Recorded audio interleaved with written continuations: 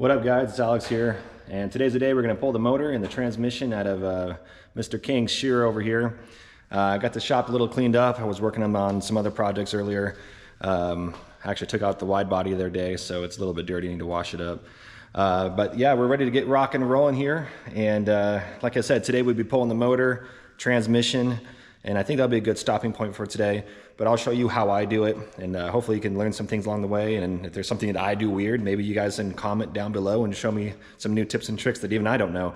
But anyway, let's go ahead and get started, and we'll be rocking and rolling today. So stay tuned. All right guys, let's go ahead and get started. Put some gloves on. I like to use these on my shop gloves. They're pretty inexpensive. You can get them at Home Depot when they go on sale. Big bag of them, 10 pairs each. I think they're like $9 for a bag of 10. So I typically buy a few bags to keep. I burn through these pretty good. Anyway, so like I said earlier, we're going to do some things that I do as far as pulling the motor, and the steps I take to do things that is most efficient, and also the better practices, I guess, if you will, that doesn't contribute to any accidental droppages or damages to the car.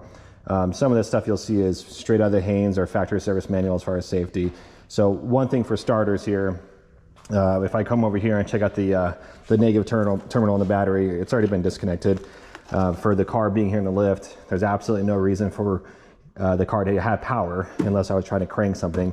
But being at the sense that we're going to be in repair mode, there's no sense here, right? So just stating the obvious, but it never hurts to over explain some of the things that we're doing. So first things first, there's a little trick here that I want to show you guys. It's actually a feature of this hood that I don't think many people know of, right? And so when you pull a motor out of a Z, one of the struggles you'll find is, hey, I can't get the motor out. The hood is in the way. So some people will, simply just undo the hood struts and tie the hood back, or they'll just simply pull the hood all together. Now, Nissan at the time, in my opinion, were very smart. They had a lot of ingenuity. So they actually did something to the hood that allows you to pull it back even further in a safe way that promotes you to being able to work on it and service the car. I don't know if it was intended for the whole act of pulling the motor, but certainly it's a lot easier to work on stuff when the hood gives you more clearance. So let me get my tools and get started. So what we're going to do is we're going to manipulate some of the hood hinges here. So that's a 12. Let's go get my 12. And yeah. All right, so we'll just do it the old ratchet way here. All right, so what you do is you simply unbolt the hinges here, and sometimes when you do this stuff, it helps to have a buddy, another set of hands to help you out. As you saw, the hood almost just dropped, but I've done this a few times to where I kind of want to say I know what I'm doing. So if you notice, we take down the hood hinge there. There is that bolt right there. I'm not sure if I'm pointing out in the camera correctly. Let me make sure. Yeah, so that bolt right there, that allows you to do a little cool trick. Let me show that trick here. So I'm using my head as a temporary place of support here.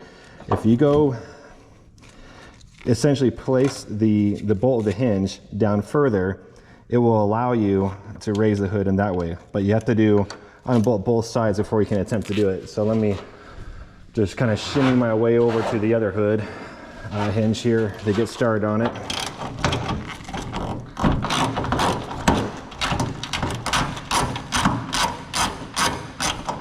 All right.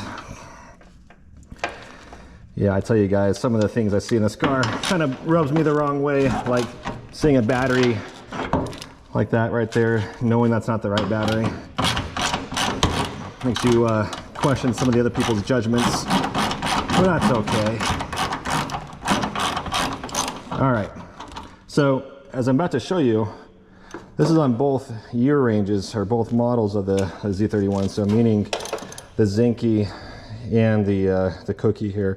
So what you do is you bring the hood up like this, and you put one bolt here on the top port of the top hole of that flange. And on the Zinky, those hood hinges only have one bolt, whereas the Cookie have two. So So you just thread it in there like so, tighten it, and I'll get that bolt here in a minute. And again, you gotta carefully walk around that one. It's holding up there by itself now. And you just do that.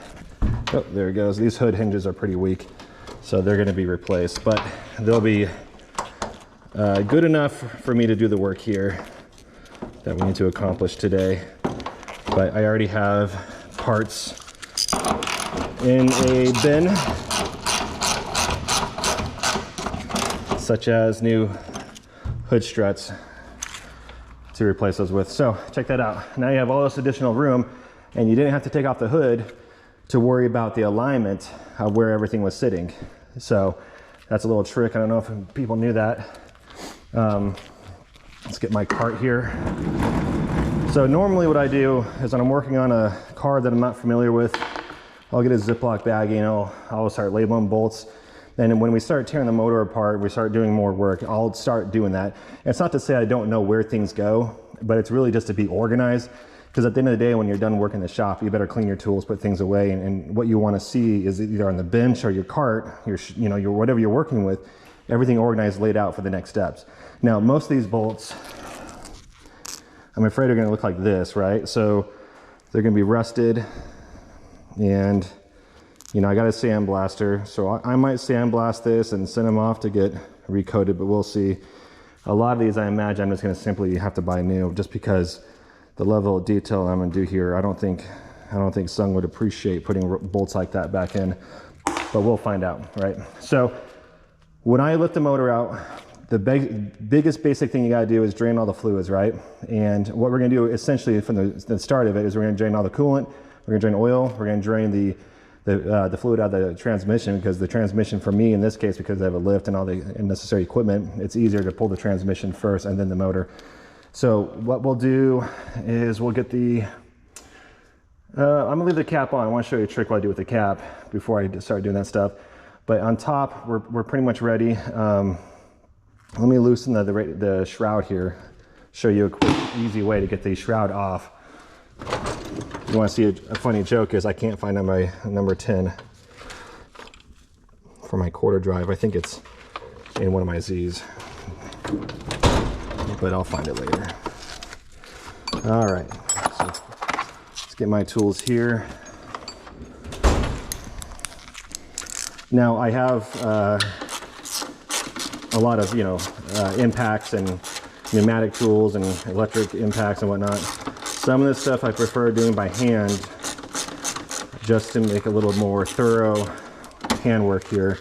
When you're going in a car and you're going deep and quick, you don't want to lose and make mistakes. Like I just dropped my number 10, which is pretty funny because I know it's down there. So let me get my magnet real quick and fish that out.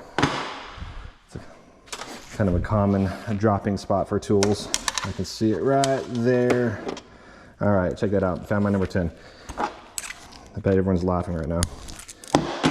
Okay, so like I said, I'm about ready to, we're gonna drain all the oil, drain the coolant, drain the transmission fluid, and start the process to get this car motor drivetrainless.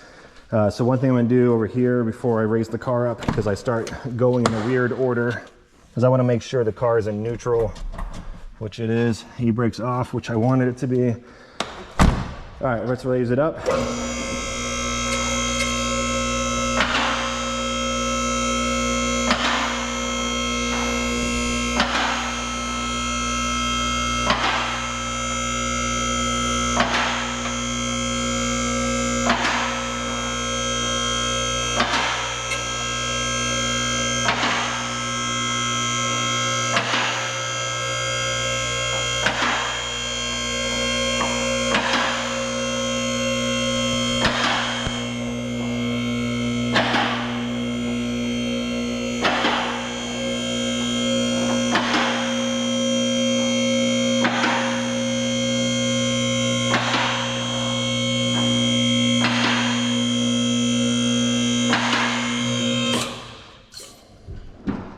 so a few things to note here.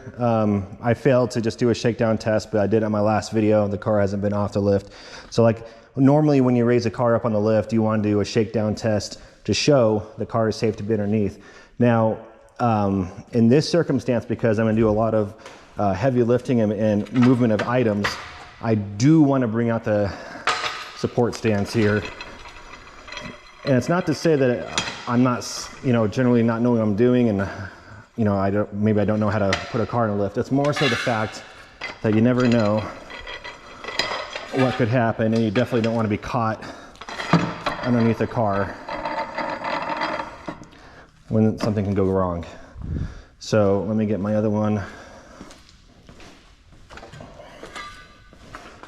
And it's up too high.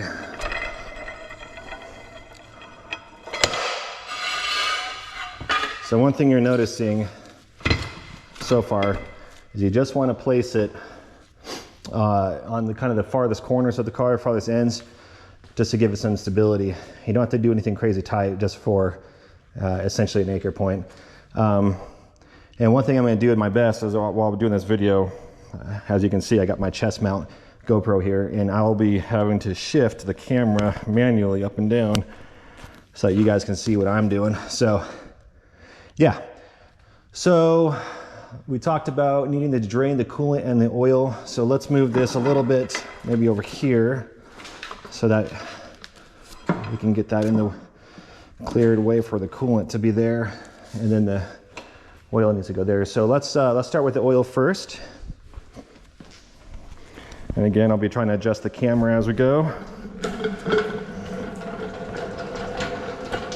All right.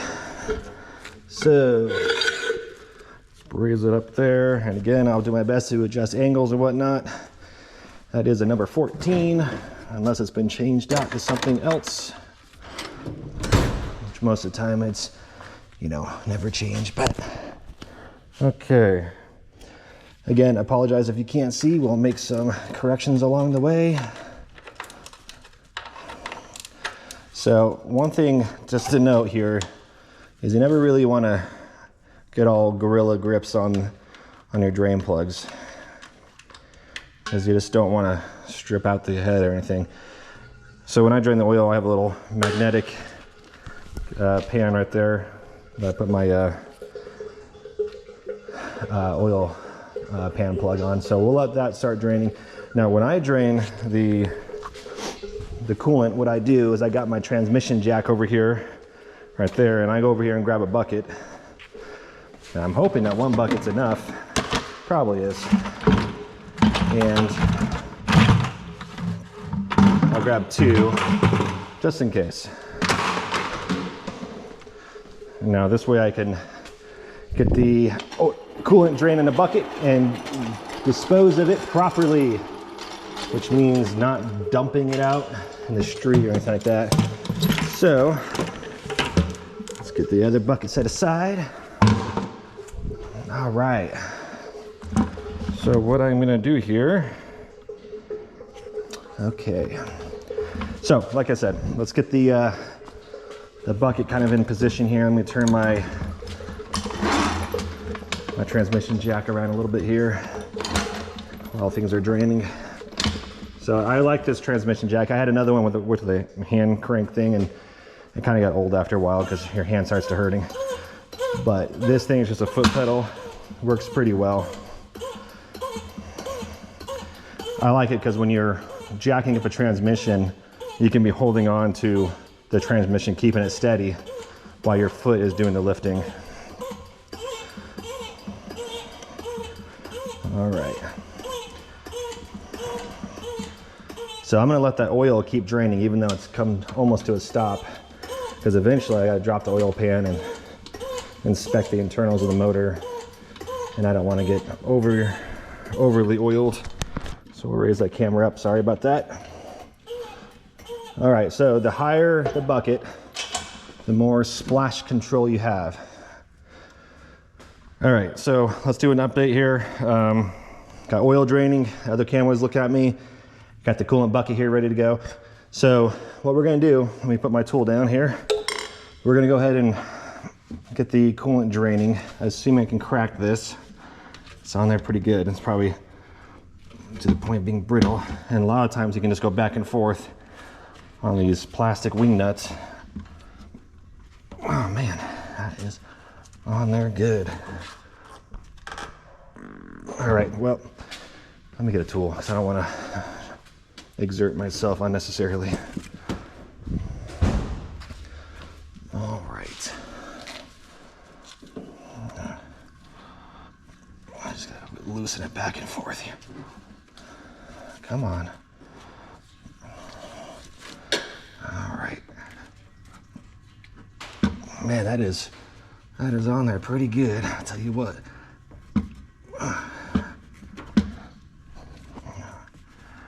But it's coming out. And I'll just drop this plug in the bucket. If I was planning on keeping the radiator, I probably wouldn't, but this radiator's gonna be trashed, so I don't really care about saving this plug. You guys get to see what the current state of the coolant is too. I haven't really looked at that yet. It looks like healthy green. I don't see anything really dramatically wrong. You know what? Yeah, we'll just check that out. So, as I mentioned earlier, I left the radiator cap up there. Now, a little trick that I do is I keep the radiator cap on because if you go open that with the radiator cap open, you'll get a huge surge of coolant flowing down. And what I do is I start the drizzle, climb up on the service ladder here, and I now open the cap, which promotes the good flow. So this cap is, I don't know what brand that is. That's not Nissan. So check that out. Now it's a good steady flow and it's controlled. No crazy splash. So that's pretty good. So we'll let that drain for a little bit. I'm gonna go ahead and take this cap and just throw it away. Even though I'm wearing gloves, that's never a bad idea. Try to keep your gloves clean. All right, so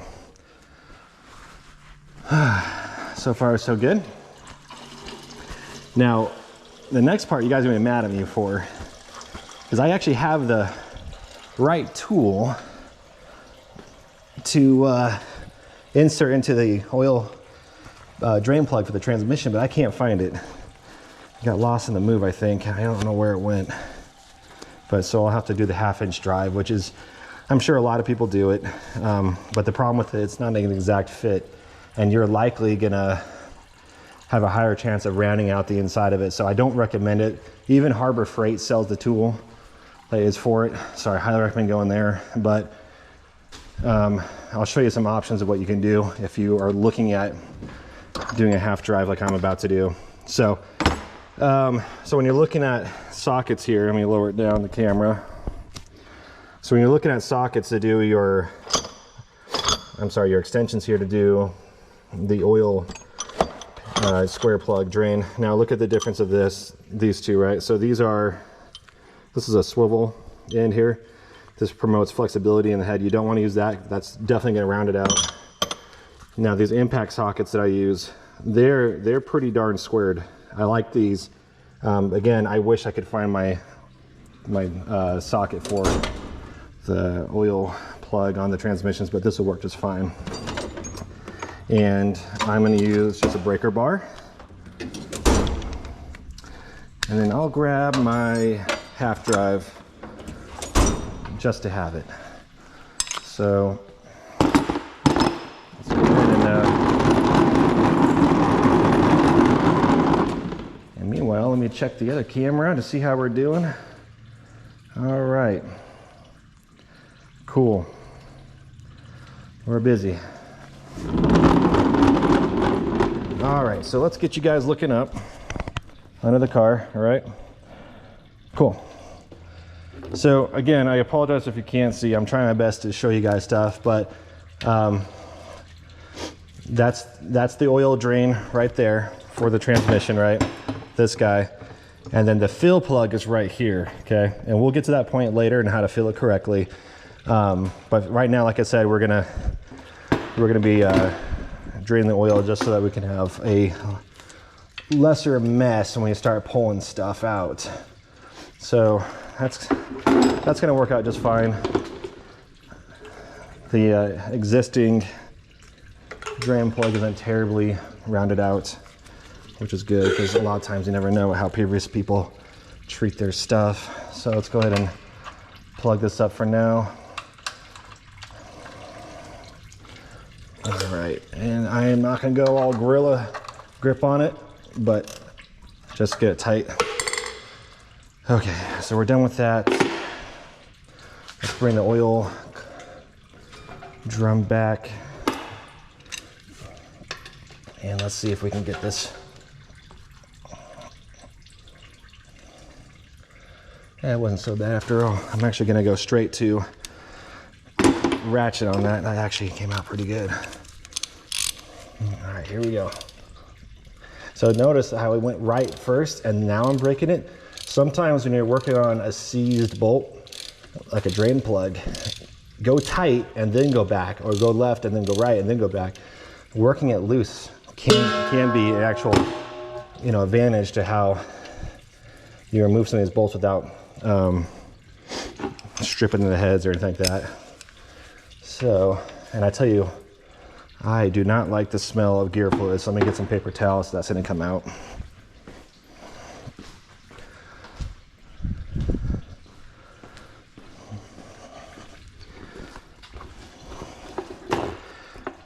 All right, so what I do is, while it feels like it might come out by the hand, which it does, I'll use a paper towel to catch the bolt and most of the fluid that might just otherwise go all over my hand.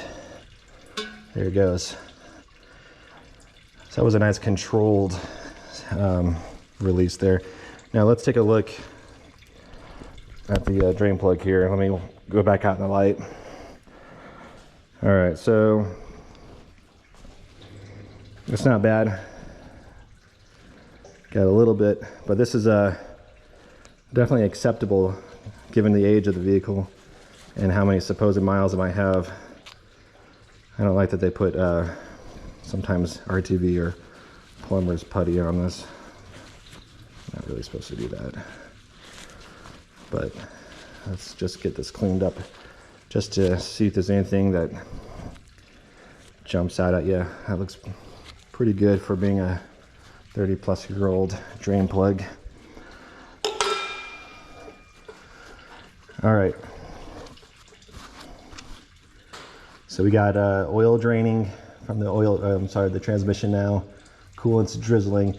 Now the coolant, let me adjust my camera here. The coolant, it won't all drain out, even though it's open at the bottom. You got the thermostat that's closed. So it'll take all night for that stream, a little dribble, to come out fully. So that's probably the best it's gonna be until we get that thermostat pulled out. So we'll let that drizzle for a minute. Meanwhile, what I should do next is, let's get some WD-40 or PB Blaster. I think I have PB Blaster. If not, I'm in trouble. I should have soaked the 3 bolts for the exhaust. Those are typically really hard to come out. All right, so no PB Blaster, but WD will have to do. So we'll go ahead and get that soaking. Now here's the thing, guys. If I have somewhat of a difficulty on getting these bolts out, I may just kind of hold off for the night and let this soak and do its job, the penetration that is, and go at it tomorrow possibly. I should have soaked it earlier, but I did not. Okay, so I'm satisfied with that oil amount that's coming out. It'll be hours before that's a fully drain, and I don't want to be here all night watching a water boil, so to say. So let's just kind of get that zipped up real quick.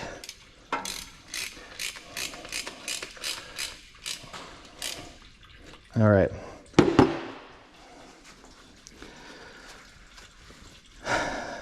All right, so how I do things first when I own a lift like I do, it was when I pull a motor, I like to drop the transmission, and then that way the motor comes out almost directly up without having to worry about pulling the transmission back. So that's the angle that we're gonna take this tonight. And I'll let that coolant do its dribbling. Let's get this oil out of the way. Now check this out, now that we're in light here. So I didn't see anything that jumps out. That little piece was in there earlier from another drain, but there's no metal chunks. I don't see any bearing, I don't see any synchro, so that's really good. I'm good to be under the impression that this is a good transmission, but you know, I drove the car a little bit, got out to the third gear, everything shifted fine, but I don't feel comfortable driving a car any faster because simply I don't know enough. You gotta learn the car and trust the car. Okay, so let's go ahead and start working on getting the exhaust down so that we can get the drive shaft pulled out. Because the drive shaft is above the cat here and above the exhaust heat shield, and we're gonna do that.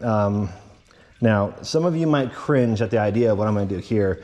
Unfortunately, this tube right here, I'm gonna try to get that loose. Let me spray some WD on it, but I don't think that that's gonna come out. I've been working on these long enough to where almost every time that does not come out. So I most likely will have to snip that or cut it with a Sawzall and then get a metal sleeve and just put it over there, or just re-weld it back together. To me, it makes no difference, and it's gonna still serve its function, and it'll be just as good as it was. And then what we'll further do from there is start working on disconnecting the starter, electrical, all that fun stuff. And then when we get to the top of the motor, from there, we'll start pulling electrical lines and whatnot. All right, so those are 14s up there. I'm not sure what size that is. That appears to be, I'm gonna guess it's a 21 and maybe smaller, but we'll go ahead and get started. And these guys are typically 17s on the Cat. Yep, 12s. And what I'm doing is I'm getting an inventory of what hardware and sockets I'll need and go from there. So let's wheel my service cart back over. All right. Let's get my impact here. Like I said, I do have a pneumatic impact as well, but I like the electric ones because they're kind of spiffy. All right. So like I said earlier, we need let's take a look here. Oops. My impacts here, good old Harbor Freight. All right, so we need 17, we need a 14. I'm sure we're gonna need a 12, and I think that'll be a good start.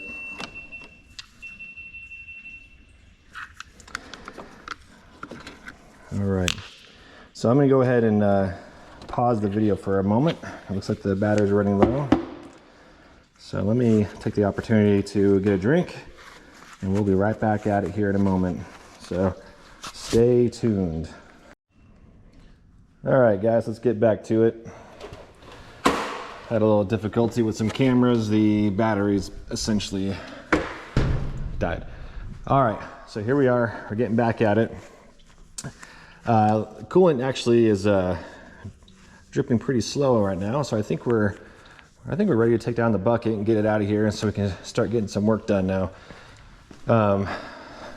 Some of the prep work involved in getting a car ready for an overhaul seems like you're going slow, seems like you're starting to slow down things, but you know, realistically, you're just doing things right. All right, so again, I made some camera improvements, so I think you should be able to see a lot more of what I'm working on now. All right, so putting the drain plug back in the radiator, I guess I should have stated, let's keep that around. I don't want to get too much of a mess while it's dribbling. All right, so like I mentioned earlier, we need to start getting the exhaust ready to be dropped so we can get the transmission dropped. So as we set things aside, coolant, oil, whatnot. So we got WD-40 soaking there. I actually already sprayed some WD-40 on the cat there, if we can see up there. And yep, I just want to make sure you guys can see. And so, yeah, so I think we'll go ahead and get started. What I'm going to do first is I'm going to try to hand crack these 3 14mm nuts off the downpipe. If that doesn't work, I'll probably hit it with my impact. At that point, they'll probably snap, which is okay if they snap because I drill them out and put new fresh studs in there. So it's perfectly fine. I'm not entirely sure if we're going to continue using this exhaust. If it's pretty badly rusted out, we may have to do a whole new turbo back exhaust. Now I can tell you right now, the car at the very least will get a cat back exhaust and it's really common. So from this point all the way back, you can see how badly we got rust holes appearing there. And you can hear it. It's pretty gross inside. So yeah, let's go ahead and get started. So let's move this out of the way. All right. So like I said earlier, that was a 14. I won't use my impact sockets. Let's have you take a look here. So 14 deep sockets. I'm gonna go ahead and get my adapter to use my half drive because I want to get some elbow grease situated in there. So I'm gonna get my adapter set up there and we'll give it a shot. All right.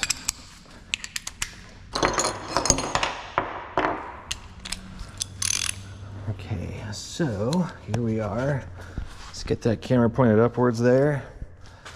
All right, so we'll go ahead and see if I can gently crack that. I don't think the word gently applies here at this point. It's pretty seized on there. There's a slight crack there. Let me get the breaker bar and see if that will help me out.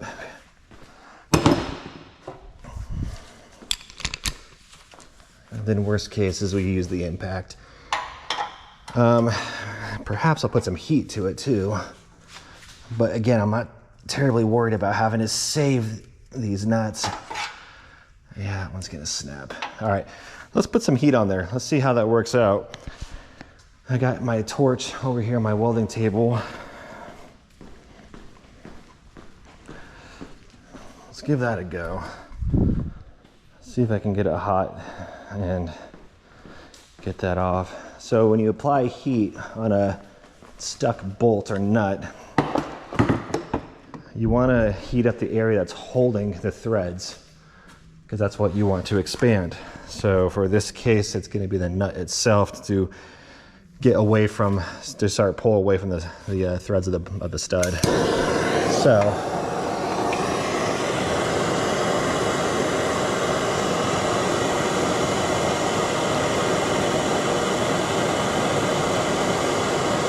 now usually doing this, it's better to use MAP gas. MAP gas is so much more of a hotter flame, but right now I only have propane. But we'll give it a shot to see if this will help. Now, hopefully you can see without my arms in the way.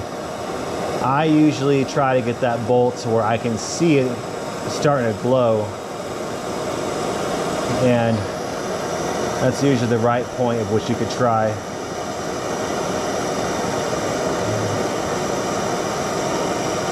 It should only take about 2 or 3 minutes applying some heat.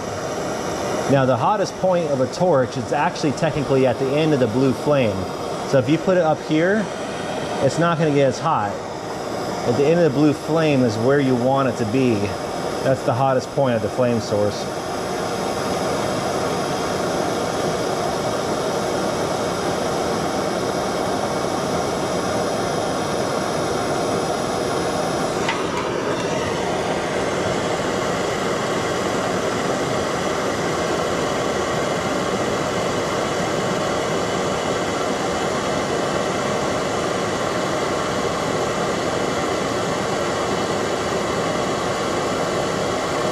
All right, I can start to see that the nut is changing colors ever so lightly. You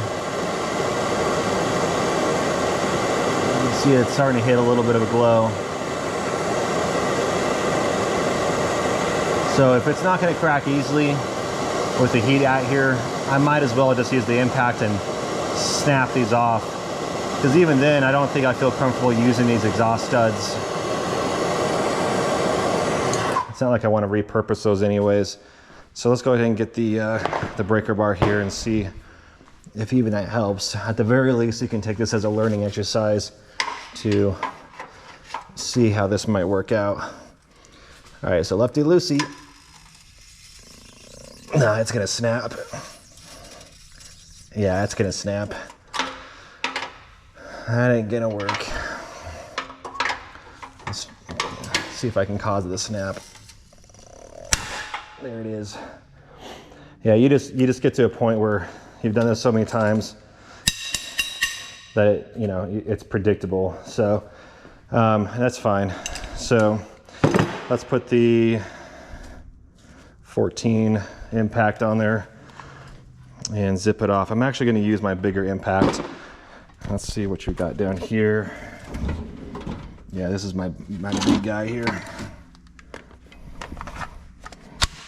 All right, it's actually a 3/4 drive impact. I got to reduce her down to half drive because it's such a nasty boy. Oh, yeah.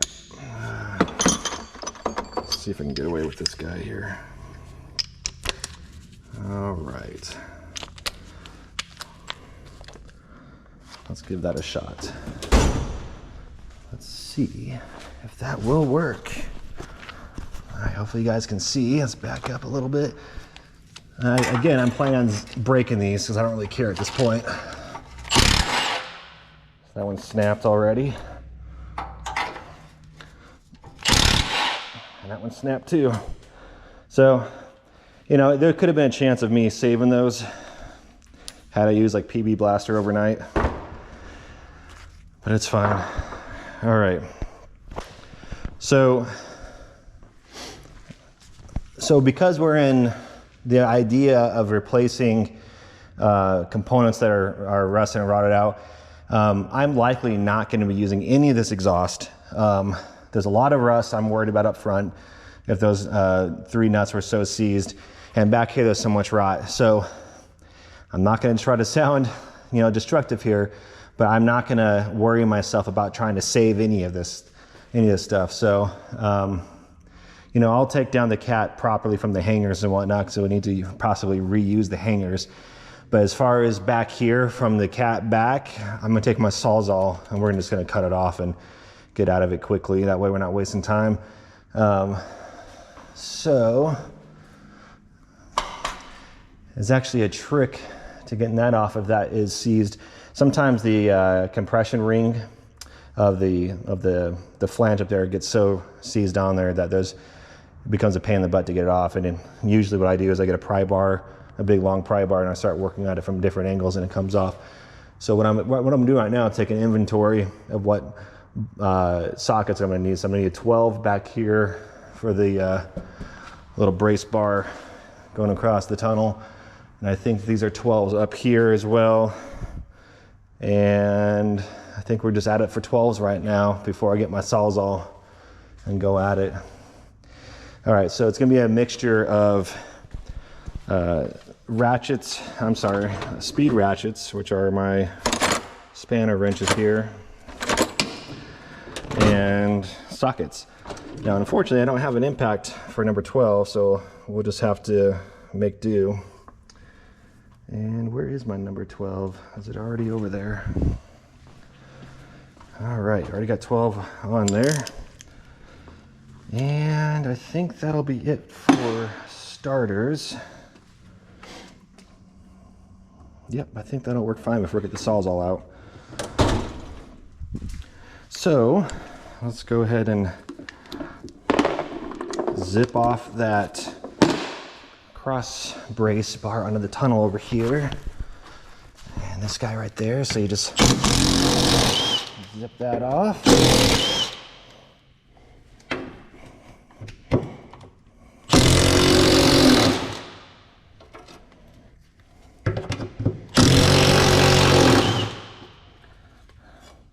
Now, what I'll do with this piece, if I can show you, is I'll go ahead and sandblast this and probably shoot it with some Rust-Oleum to keep it protected. It looks like it's in really good shape. A lot of times they get dinged up from being misjacked, you know, mishandled as far as being jacked up.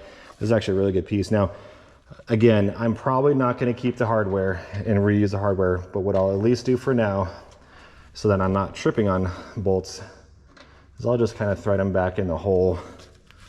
So that way they kind of have a home to sit in while we're doing excess work. And it looks like the threads, while looking at the threads, it looked like they might have been cross-threaded. I can't really tell right away. But let's go ahead and get our parts pile started back here. All right. So I mentioned earlier, I might need my spanner wrench or speed ratchet to get some of the exhaust hangers off properly.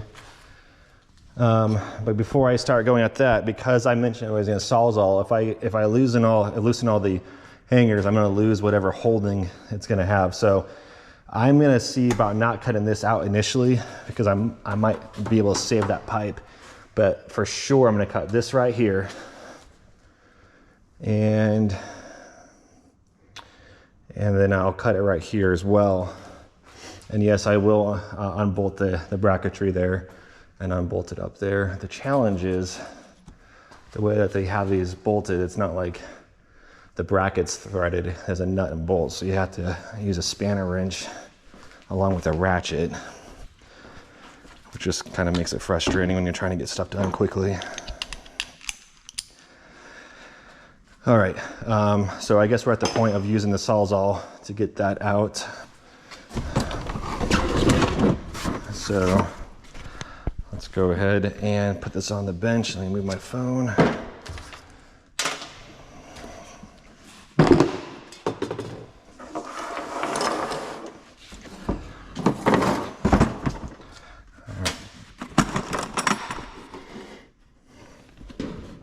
All right. If you're looking down here, sorry. Assortment of metal cutting blades. These are Milwaukee torches. They cut like butter. This blade looks fairly new. We'll go ahead and use it. All right. Now, I don't have my electrical reel mounted yet. It's still sitting in a box. I need to get some electrical work done on the rafters above the shop. So this will have to do for now. Plugging it in the wall there. So the good thing is we're not going too far. A small extension cord will work fine. Okay. So like I said, let's get that cut. You know, one thing I just spaced out was the need for safety glasses. So let me go get my safety glasses because I don't want to get shards in my eye. And I should have a pair in my toolbox somewhere. There they are. All right. Get them a little bit wiped off. All right, let's begin.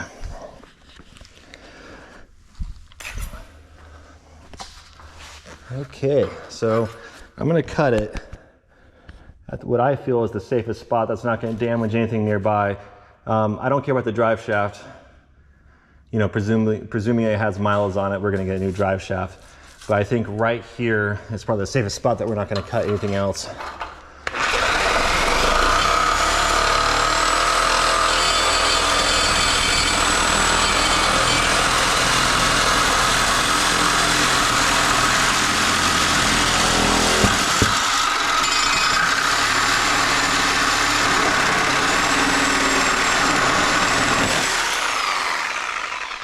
All right, got that loose. And, you know, and I'm probably just gonna deal with the back later once I drop the subframe. So for right now, I'm not gonna even bother cutting any more out because this is enough for me to work with as far as removing the drive shaft. So that's fine. So like I mentioned earlier, I'm gonna go ahead and cut this because I do want to weld an actual threaded fitting that makes it easier. to unthread this when we redo the exhaust. So it's a little modification that makes life easier for if and when he ever needs to drop the transmission for any other reason. So same thing as before, review where you're getting cut, make sure you don't cut into anything else.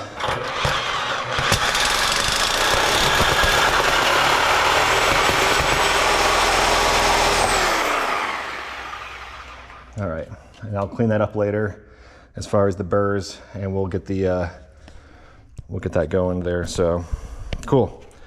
All right, so next steps are you got to undo the exhaust hangers because it's still pretty tight, and from there you can probably use the leverage of the back end of the exhaust, the back end of the cat, to pull off the rest of the exhaust. But let's go ahead and put the Sawzall away. These glasses are fogging up pretty good. All right. I wish the camera would change direction where I'm looking at. It would make life a whole lot easier. But I tell you, it's already challenging as it is to narrate as I'm doing a whole documentary of this build.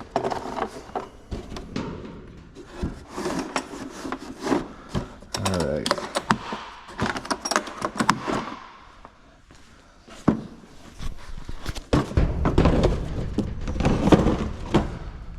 Okay, so like I said, we need to get the exhaust hangers off the cat.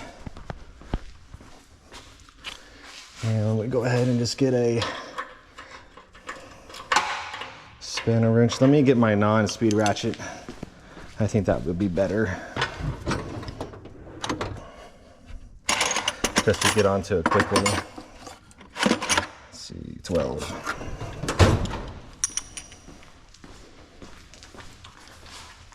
Okay, where was I? So just hold the nut. Let's get your camera adjusted up there.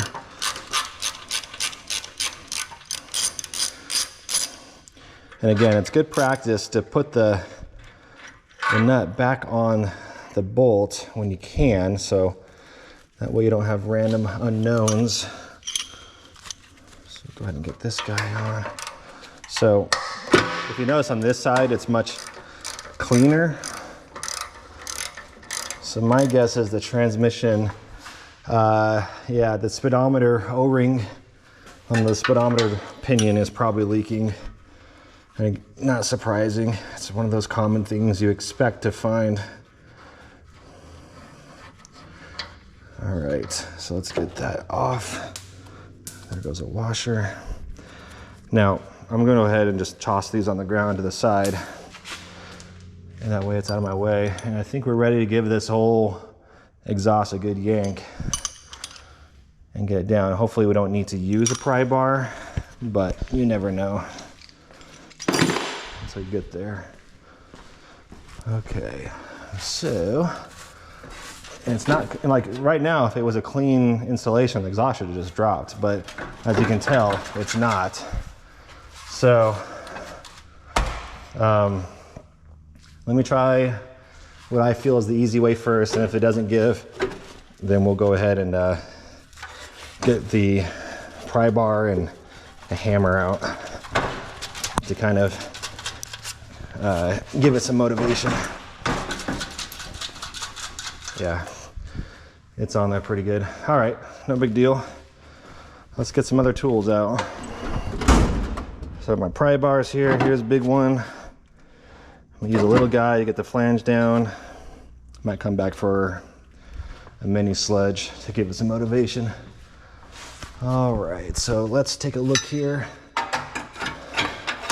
So what I'm trying to do right here is I'm trying to just get the bracket flange down. And it's not wanting to play nicely.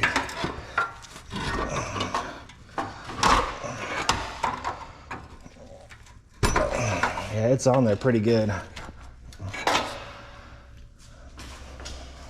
I remember doing this stuff, dealing with this type of seize at a junkyard setting on your back on a gravel lot, and it's always fun.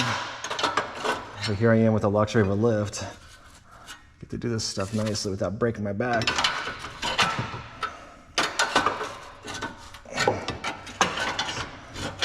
So the flange at this point is literally doing nothing, but what I'm doing is I want to separate it from the studs, because I don't want the broken studs to have any reason to catch anything, right? So this might seem a little pointless to some, but for me, it's just trying to be a little overkill on getting things ready. There we go. So for my little eye here, there, now it dropped. All right, so it's on there pretty good. I think the next best thing is to get the sledge and a chisel to kind of give it some motivation. So let's get the 3-pounder and my worst chisel that needs replacement, which is probably this guy. All right, so if you're looking, so the exhaust, if you can see, it has a round, I call it like a donut ring that gets compressed into the opening of the downpipe. So let's give it some swings here.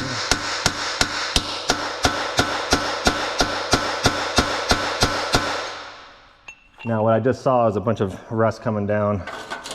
But you know, even if I'm impacting it, hitting it in one spot, it's gonna do a shock wave and resonate among all the rust, and it should start chipping away at the seized rust aspects of it.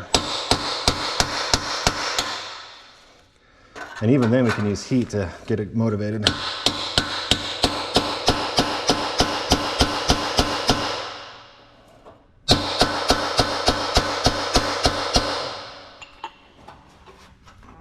It's still fighting me pretty good. All right, and again, I'm not really looking forward to saving this exhaust. So, you know, if I was, I'd be taking other steps to get this down safely. Like, well, I'll try it, I guess. But going side to side, yeah, there we go. That worked.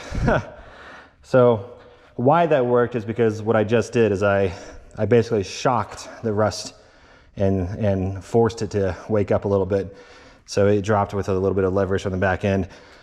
Now, out of curiosity, just because I want to see how potentially bad this cat is, and not saying I'm going to use this cat, but if the cat was somewhat clogged, that's going to put strain on the motor. And I'm looking inside, I know you can't see, but the honeycombs looked intact. The exhaust pipe is literally rusting inside out. So this whole exhaust needs to be considered done for, and it needs to be replaced. So let's put this in the pile.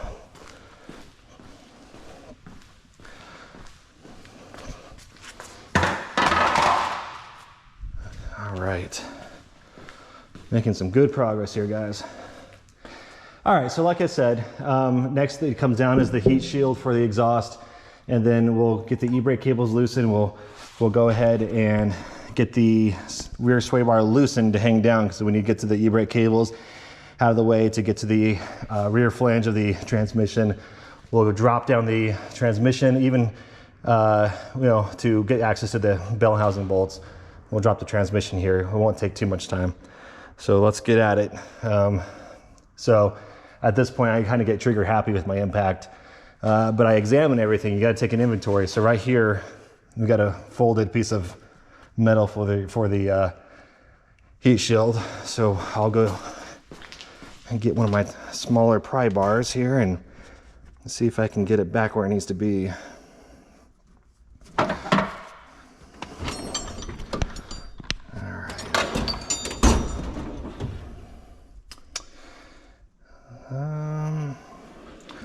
I think I'll go after my needle nose if I can get a good bite on it. Might have to get the vice grips, but we'll see. All right. So if you're looking, yeah, it's working with us. just a little stubborn. All right, so, and I will hand massage this back into its proper shape. Otherwise, the rest of it looks pretty good. So we got the 10s freed up. So let's go at it.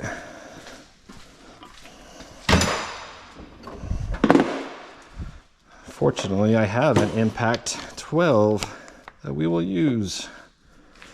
This should be lickety split. All right.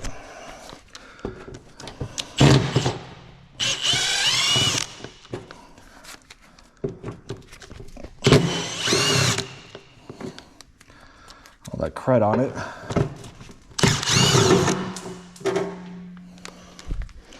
That's a rock that just dropped something up there.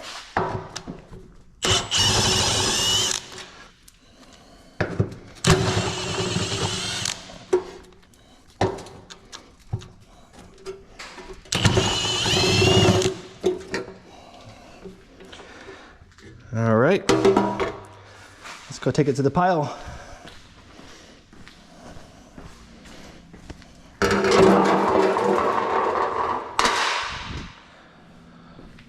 I'm doing pretty good. I'll take a note again. All right, cool. Let's get the 14, which I believe has a stuck nut in it. Zip down the rear sway bar. All right, so like I said, we got oh no, it came out. Actually, I think it was my other 14 that got stuck in it. So, okie dokie. So let's go ahead and get this going. Work on the rear sway bar stuff. So we're just gonna hang it down. I'm not gonna completely remove it.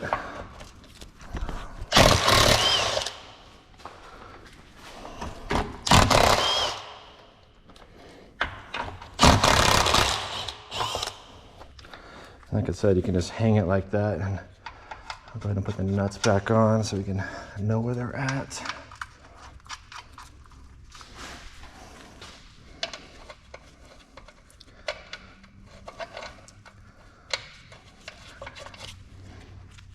All right.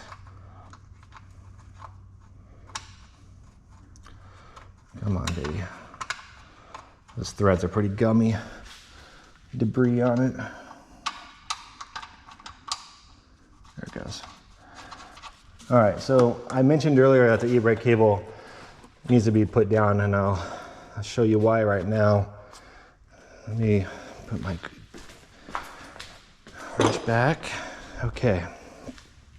So the reason is you need to have slack to get this off. This is the adjustment for the tensioner, if you will, for the e-brake cable. You pull the e-brake cable back, you pull the handle, and it equally applies force from both directions of the caliper. And how you get this off is if there's enough slop, there might be, I might get it off. Nah. But you need to loosen the lock nut right there and then manually twist it back. So let me get a 10 spanner, 10 little wrench, and go at it. And what I do is I'll get my pry bar or even like a screwdriver, like a big flat blade, and I'll just put it in there as my holding device because it will twist on you. So you go like that and you break it loose. All right, so you get it just backed off a little bit. Now, normally if you're just doing this for maintenance and you plan on reusing the cable actually doesn't look that bad. I might keep the cable, I'm not sure yet. You don't want to back out that nut terribly far outwards because that's your calibration. That's where you were, that's your placement. So in this case, I can tell it's a little bit loose, so we're going to tighten up anyways. But if you would like it where it was at, you just want to loosen a couple threads because that's your placement. That's where you were. And at this point, you just kind of reverse it by holding on to the actual thread of the cable threads there. And you just back off this entire e-brake adjustment bracket. Now it's important that when you put this back on, you put anti-seize or even recondition the overall condition of this piece, because if it starts to seize, you're going to be in trouble if you want to go adjust it later on. So this one needs to be refreshed. It's not bad. I was able to get off with my hand. Sometimes you have to fight it. But then you do that, release the spring, the return spring, and I have had my arm gouged with this spring before because it was just kind of hanging there. So I go ahead and remove it, and now we're looking in better shape. I remove everything because I don't want to have to deal with it in my way because it could catch your arm. So let's go put it in the pile.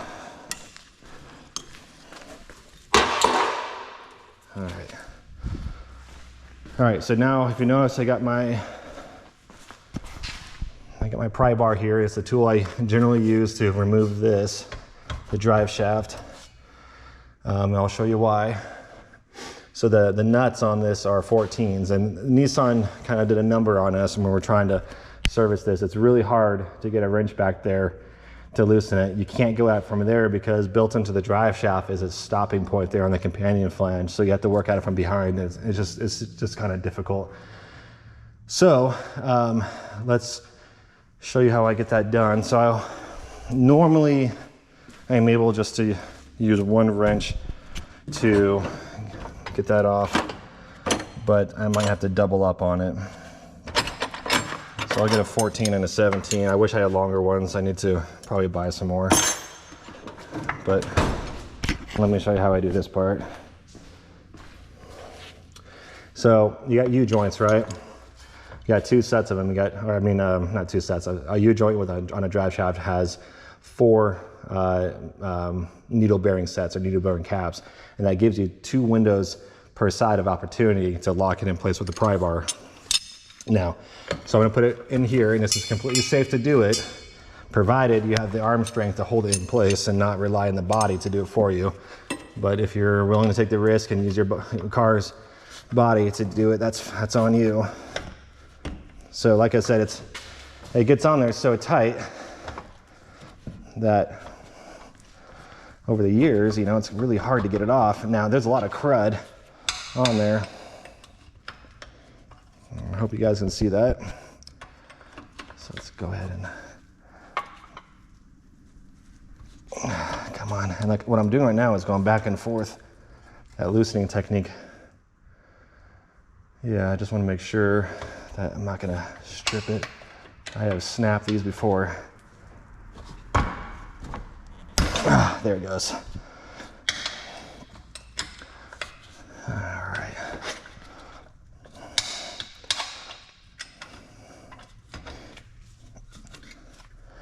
And this is just the most obnoxious design that I just cannot stand. I've done the S chassis subframe swaps for the rear on my 2 other Zs, and it's a whole lot easier to put a drive shaft. But it's fine if you are able to do this technique. Some people will have someone pull the e-brake every once in a while so that the brakes are what's holding the drive shaft still, but you can get away from doing it this way. So, all right, try to do your best to keep those nuts and bolts nearby. All right, so I think I'm in a good position right here. I can probably go after the other one as it sits. Maybe I might have to double up on the wrench, which I'll probably do just to save my wrist. That sway wire is making it kind of hard. All right, here we go. Crack. All right, let's bring it back down.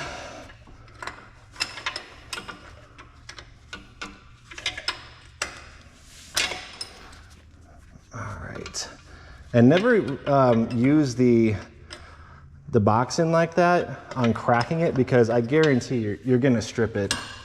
They're on there pretty tight, and with the rust and everything that builds up on it, you need the full wrench on there to get it off. And that's a little tip there, because you know, having to figure out a way to get that off without damaging it will be hard. I need my cart now so I can start putting tools down. So let's get my carts there.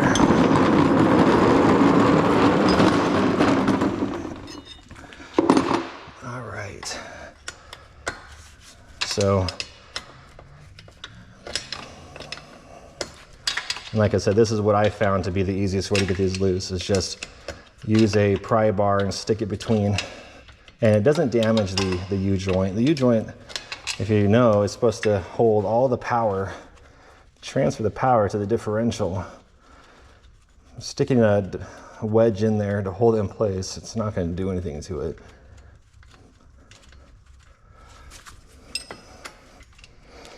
All right. So we got that guy down. All right.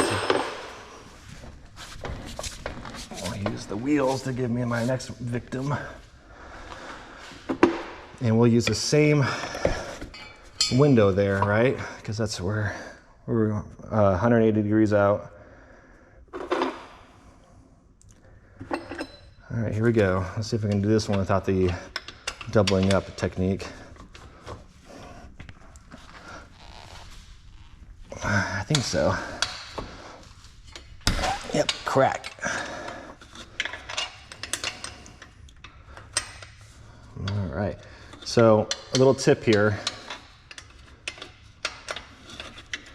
You may want to leave this one in maybe just the bolt itself, because you don't want the drive shaft swinging out as you get the other one loosened.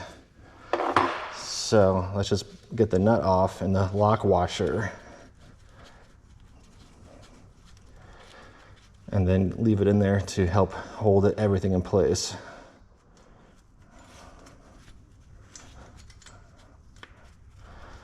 All right, that lock washer's fighting me. Okay, so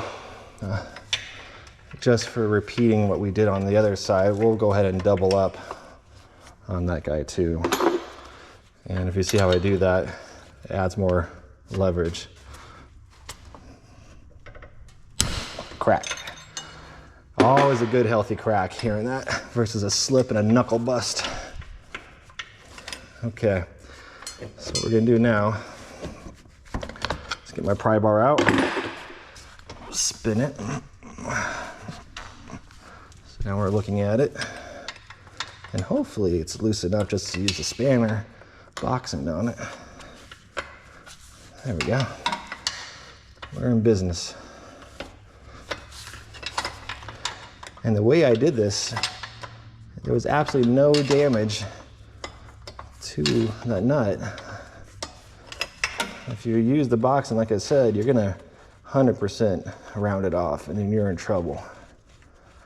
I've been there before when I was younger.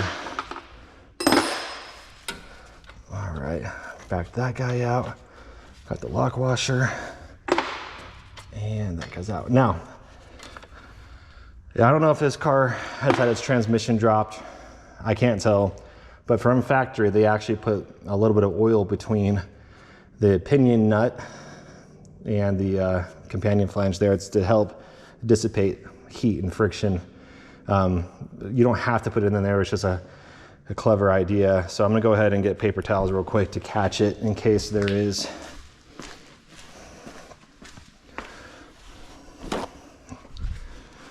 All right, let's see how we do here. All right, so it's been down before, because otherwise oil would have came out. That's fine. So we'll go ahead and pull the drive shaft out. Let's review it. Let's take a look. All right. Yeah, so I know you can't feel what I feel, but it's notchy, which means that we got some needle bearings that's burned up on the drive shaft here. So this one's not as bad, but there's still a notch there. So this drive shaft is toast. Like I said, let's throw it in the pile.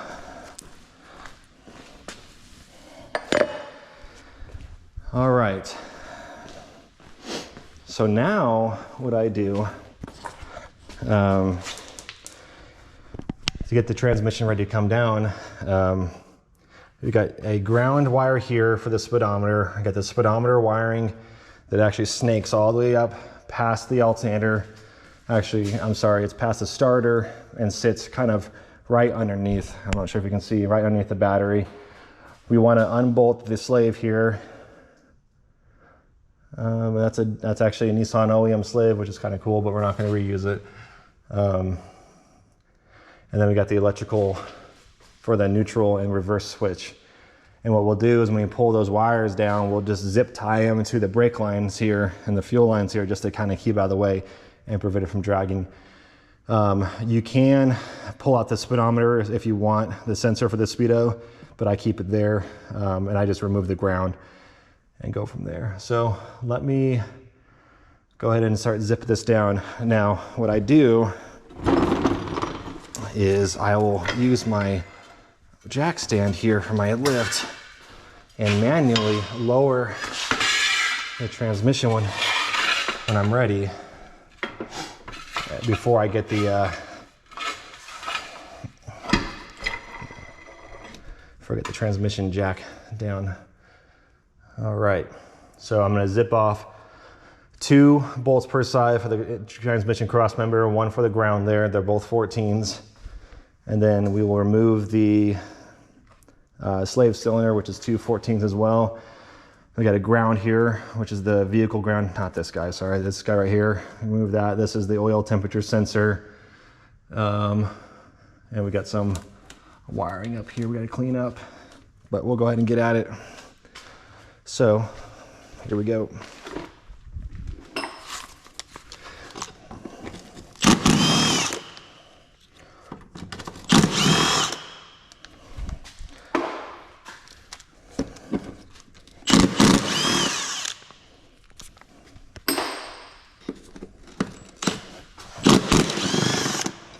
So if I was to let go, transmission would come down. Now, I just made a mistake. I just remembered, and a lot of you probably already caught it. I forgot to get the shifter cleared of its way down. Let's get that going, but I'll go ahead and get that off. And I also will take the opportunity, because I need to lower the car down. Actually, I won't lower the car down. I'll just use the ladder, the service ladder. But to get the speedometer electrical connector released, they use baling wire to kind of hook things up. They, meaning previous owner. All right. Now, sometimes on a bad slave, if it's leaking, it'll just push out right away. There's a spring in there, and it can cause headache. I'm actually going to keep the bolts out. It's a lot easier to put it on the engine stand without it being in the way. Those bolts will cause it to not seat correctly. All right, this guy's kind of fighting me. All right, we'll get that off in a minute. So we need a wire clip to remove the zip tie. You can reuse the zip ties. There's a little release clip there, but they're cruddy. I don't really care to save them. All right, and a lot of this is a lot easier to disconnect and remove once the transmission is actually tilting backwards a bit. So we'll go ahead and do that here in a moment.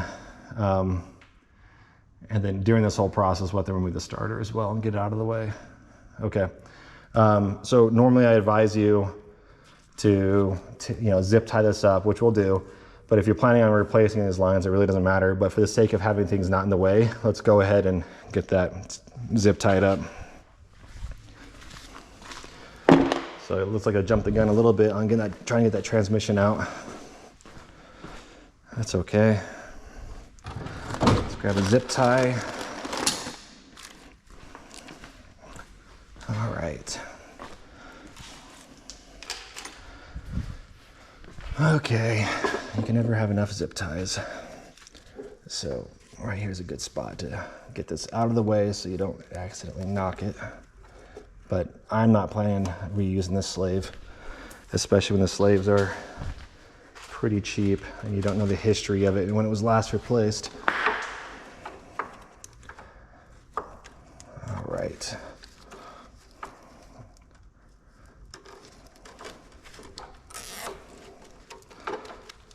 Okay. All right, so what I'm gonna do next is I'm gonna use my ladder and a screwdriver essentially to go ahead and pull the boots off the shifter knob so we can get that out. I'll show you how I do that. Doesn't matter if you do have passenger or driver side. I'll probably do it on the passenger side just because it's more lighting. Also because there's the speedometer connector. I'm gonna go ahead and take off the gloves because I'm gonna get inside the interior. I don't wanna get those dirty gloves in there. All right, so let's get the ladder.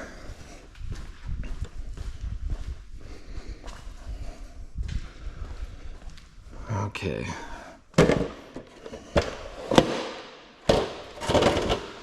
And like I said, what we need is a Phillips. That's all there is. There's 4 Phillips screws holding down the shift boot.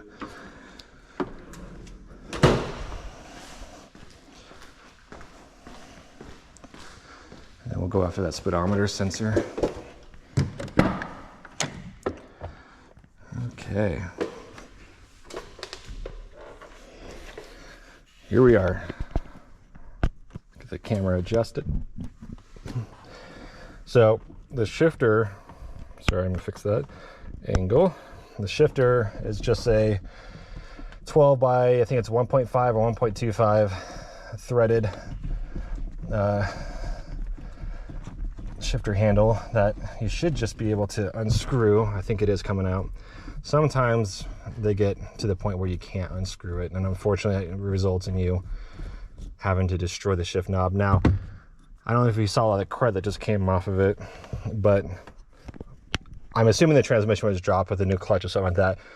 Someone put thread locker on there or something to keep it from coming out. Now, there is a correct way of removing this all. I can tell you just because I'm looking at this, it's not even sitting correctly as it is. How you're supposed to remove all of this is you lift up the center lid right here, if it lets me, and there's a pry point on the other side of this lid, and you remove the finisher there for the mirror controls, and there's also a pry point down here. Now, I'm telling you, from my observation, it's not even sitting right, and when you see that, you can just safely grab it right here and just give it a good tug, and it should just pop right out, not breaking any tabs. You see that? Nothing broke. So that's, you know, how I do it. And again, I've done this 1,000 times. So you got 4 screws on the shifter boot plate here. You don't want to lose these because it's a machine thread, not a threaded like normal, like a bolt thread. It's a machine screw thread, and for whatever reason only these screws fit. You can't go to a hardware store and expect to find just replacement screws for it to work. For whatever reason it doesn't. So I try to make sure I don't drop those.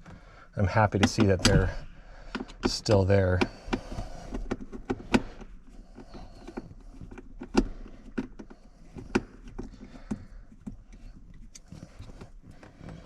And if you notice the way I approaching the car, I'm not even touching the seats. I'm not really dirty, but I would hate to be trying to drop a transmission, work on a car, and get in and possibly get my seats all filthy. So this thing is, man, it's on there. I'm gonna have to go down and get a pry bar. Usually you can just, yeah, it's on there pretty good. So what I'll do is I'll go from underneath and push up. It's kind of seized on there. That's okay though. All right, so let me hop down. Okie dokie. So I think we have a pry bar underneath there. If you look up, that is where we're trying to get out, right there. So let's just give it a little bit of motivation. You hear it crack? There it is. You can kind of hear it. Just means it hasn't been pulled off in some time. So we're just kind of giving it some motivation. All right, let's get back in there.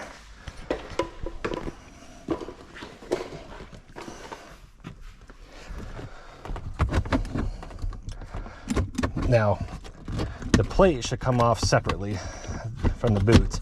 And the idea behind that is, I like to have the boot drop with the transmission because I don't want any contaminants getting into the transmission as I'm trying to drop it. And I can tell you the guy in here has had this out before, and things are just not coming out as they should. So basically you have to kind of swing it to the side. You can hear the rubber separating from the rusty plate. There, now it's officially loose all the way, I think.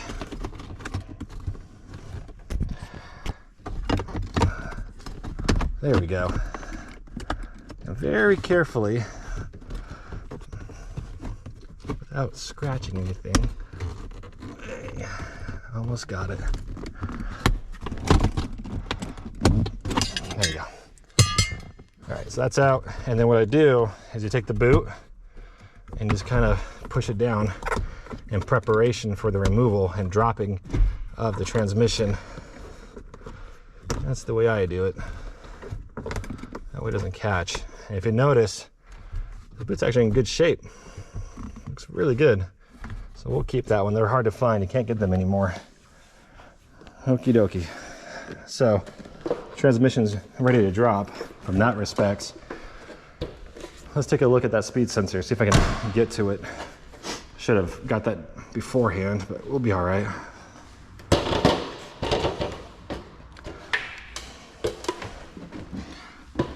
All right, let's see if we can catch it now. The car's a bit too high for me. I'm on my tippy toes, and I can't really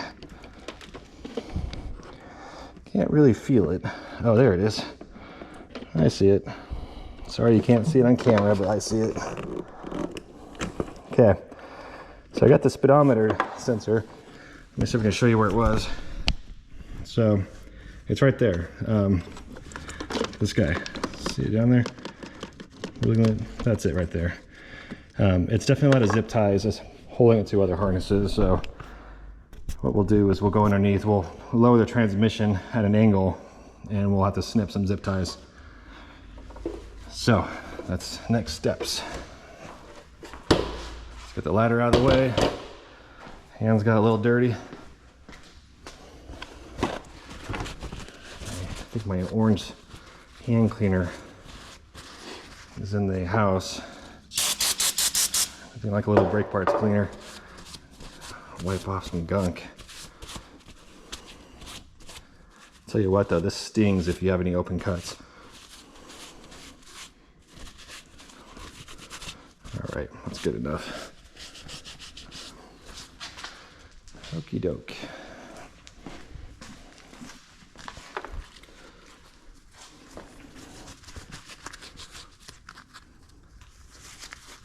Gloves back on. All right, so like I mentioned earlier, we're at a point now where we can lower down the transmission to give us a better vantage point to get those bolts out of the bell housing. So let's get these bolts out of here again.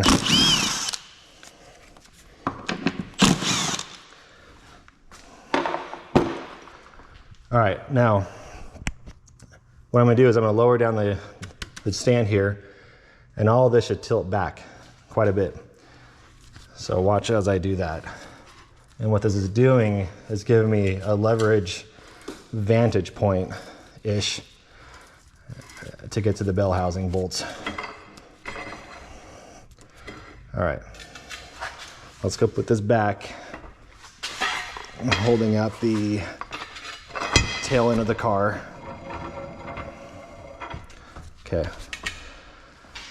Okay, so it's sagging about 2 inches per side. And I'm gonna pull it down as best as I can, right? So it's down a little bit. And there's a pop noise that just happened. And that kind of tells me that we got a bad motor mount that just collapsed just now. So worth noting there. So if you take a look here, we have accessibility now to these crusty, nasty looking transmission harness stuff. We'll have to clean this up. Unfortunately, you can't get this stuff anymore So this is why I wear gloves, I tell you what. So you got these release clips. It looks like someone was here before because it's broken. I can just see it. Just pop it off. I'll go find the other one. So they kind of zip that right there. So let me get my snips. Wire dikes.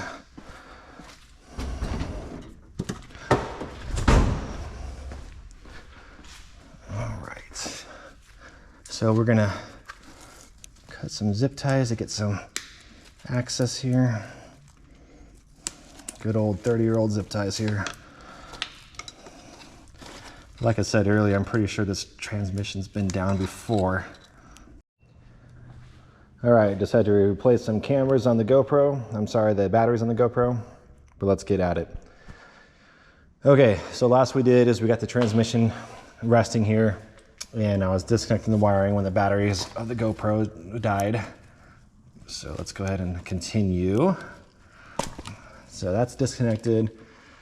Now, like I mentioned earlier, the speedometer wiring is in a different location than it is with the other two wires here, the neutral and the reverse switches. So what you have to do is work on getting the two wires off the looms here that hold everything in place, because what you're going to do is essentially you're going to separate the wires from the other harness, and just it's all, like I said earlier, it's all zip tied on. So now you just got to go clip and zip ties. All right, so I want to note here something.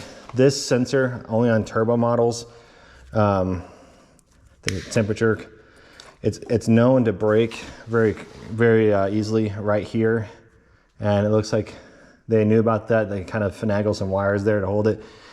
I have replacements of these. I bought the last remaining stock in the US, but there is ways to repair it, and I can show that later.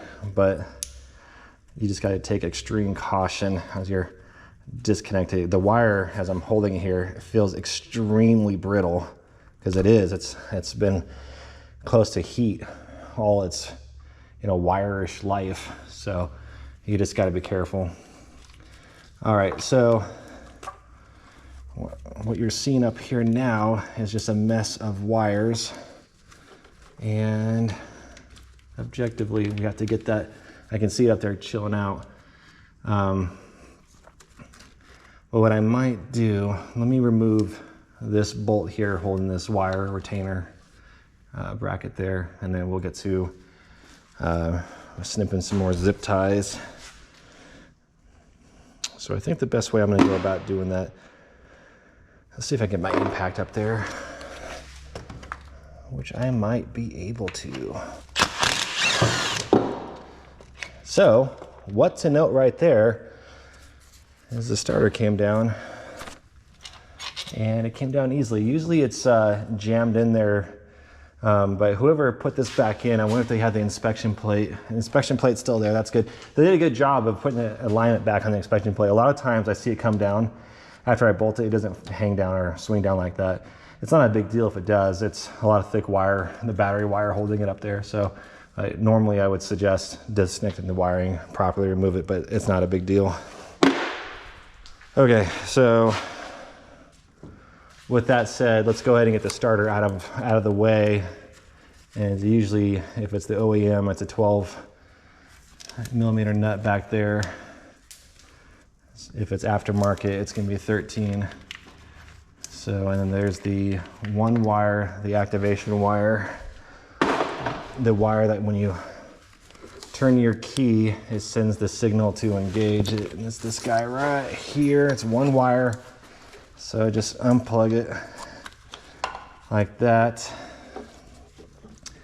And then now all that's left is the one wire that has the 12mm nut.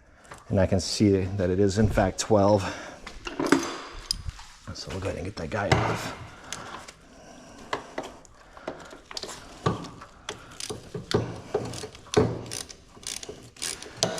And we're not going to use this starter, even though it's probably okay. There's no history of it, right? We don't know how good it is. I thought when I did start it last, it had a lazy start to it, which tells me that the solenoid's probably on its way out. So this is a core, and I can listen to this. Yeah, it's done. Solenoid's loose. All right, did not mean to drop my wrench. Okay, so we got some stuff out of the way. Let's continue cutting some zip ties. And guys, there's a million ways you can do this, but I'm trying to do this in the cleanest way possible without having to worry about accidental breaks. And in my opinion, with that said, cutting zip ties is a whole lot easier than having to worry about having wires hang out of the way and dealing with the possibility of tripping on wires or snipping wires or pulling wires down accidentally. Let's go ahead and pull off the connector for the oil pressure sender. So check this out. I wonder if the oil pressure sender has been leaking, because I'm not sure if you can tell, but it's loose and I just unthreaded it with my hand. It's spinning up there, so not sure why that is. It doesn't look OEM to me. It looks like an aftermarket. So they tried to replace it at one point. All right, where is that zip tie I'm looking for? As I can tell you that the speedometer wiring is different from the transmission harness. I don't know why they did it that way, but it doesn't matter. All right, we're almost out of there. We'll be home free. One more zip tie, I see it up there.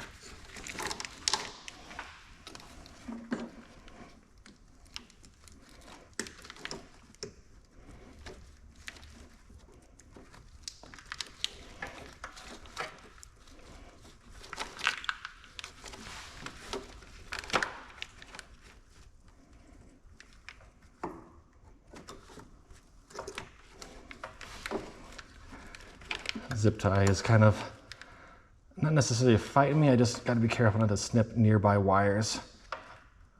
So I just got to make sure I cut the right zip tie. Yeah, there it is. There you go. All right. No damage to the sensor wire there. So we're good. So successfully got the speedometer sensor wiring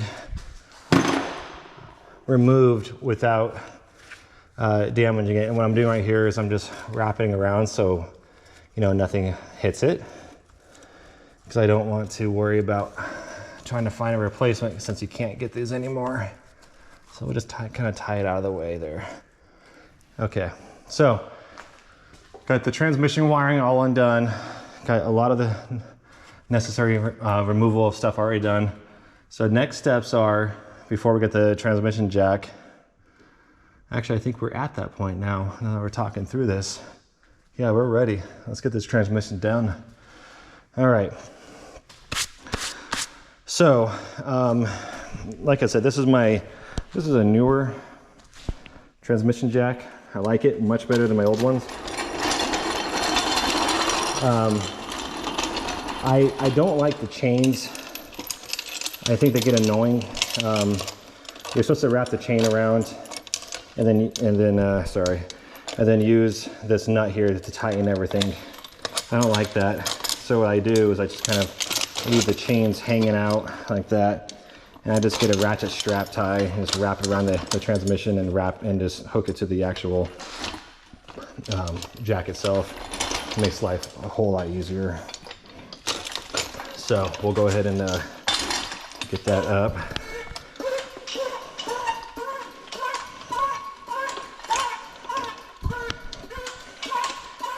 But everything's going pretty well.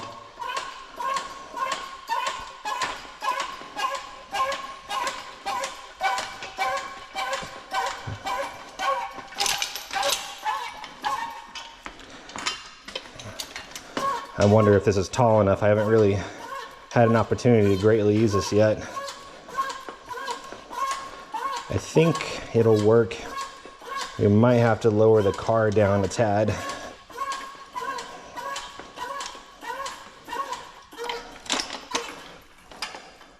That's it, that's maxed out. So what we need to do is lower the car down 1 notch, because we need at least the ability to rock the transmission a little bit while it's attached to the shaft or the transmission jack. So we'll lower it down just a hair and we'll get some stuff out of the way. And like I said, we need to get the car lowered down by 1 notch. My last transmission jack didn't even go that high, so it was always a challenge to get things down. So I had to always crouch like a hobbit or a big guy in a hobbit's house, Lord of the Rings. Okay.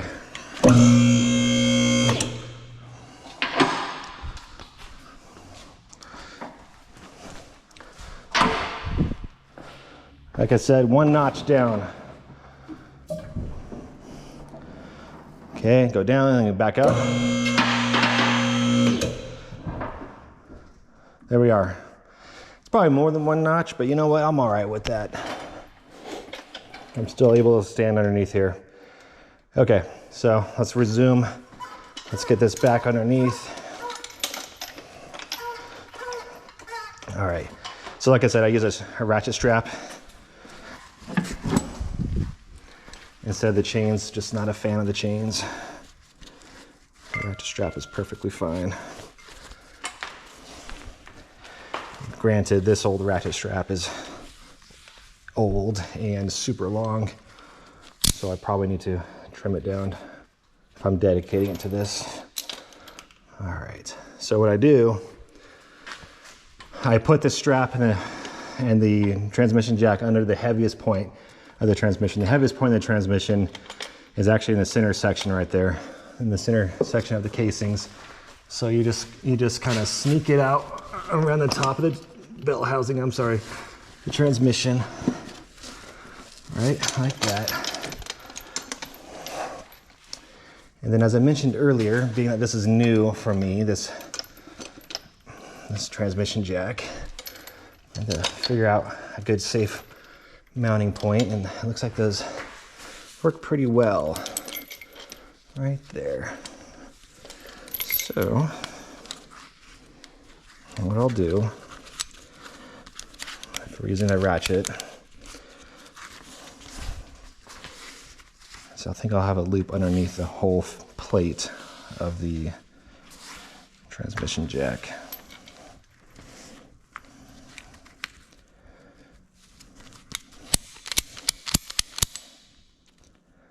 But yeah, like I said, I probably need to cut this strap a little shorter if this is what I'm going to be intending its use for.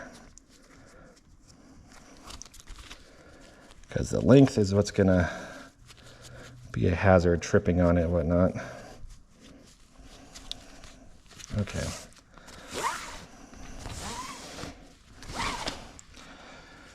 Okie dokie.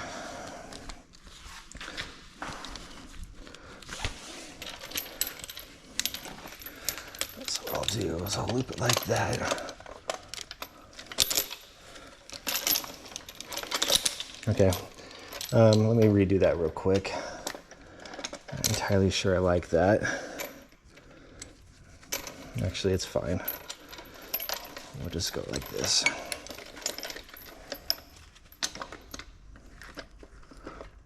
There. Happy with that. All right, so before I go ratcheting it, let's go ahead and get this up where it's kissing it, and then you go ahead and tighten it down. Now you don't have to do it super tight. I mean, tight is good because you don't want it rolling out, but the idea is you need to have a little bit of flexibility and movement. So for me, that's good. And then I'll just take the excess strap here and just kind of shove it over to the side like you would in a truck and trailer situation. Okay, so Next steps are, let's get the transmission out. So we got the transmission hanging at its lowest point, and that promotes a lot of leeway to get the bell housing bolts loosened. So let's get those going. I'm gonna do this by hand. I like feeling it out. And that way I have a lesser chance of causing problems and breaking things. So at some point there's a chance I'll need to use a universal joint, but we'll try to avoid that, because while I do enjoy the aspects of universal joint, you can also cause slippage incidents where things can break. So let's have you guys take a look here. That's on there pretty good. It's always a good healthy crack when you hear the bolt snap. Or not snap, but get loose.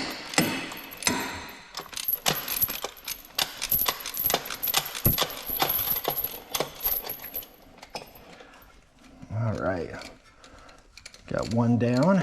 Actually, this is number 3 because we got the starter bolts already out.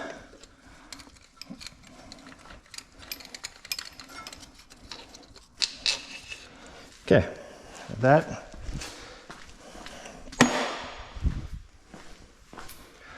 I'm going to go ahead and tackle the the driver's side first, and those are easily done with a speed wrench.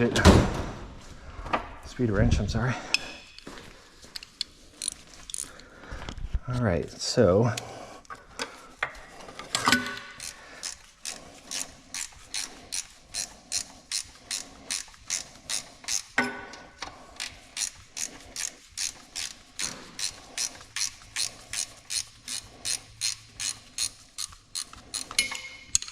one thing worth noting just now is that was either loose or the threads are stripped. If the threads are stripped, we'll just have to put a helicoil in it. And that, again, it's one of those common things I see, is that these bolts are stripped or either not tightened all the way.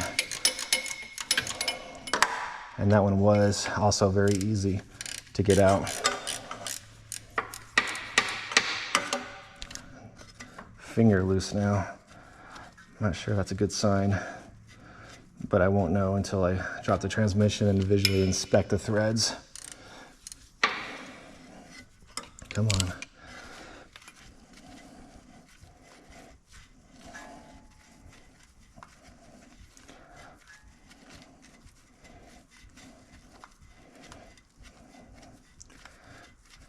All right, that guy's about out.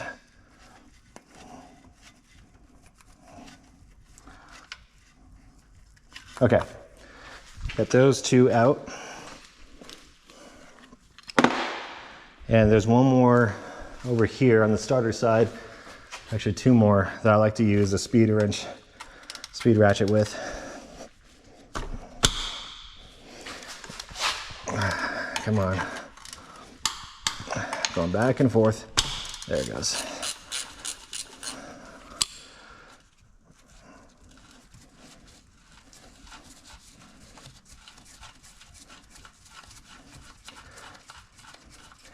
If you take a look at this bolt here, look at that oxidation on there. That's interesting, that white oxidation. The zinc plating has failed on it.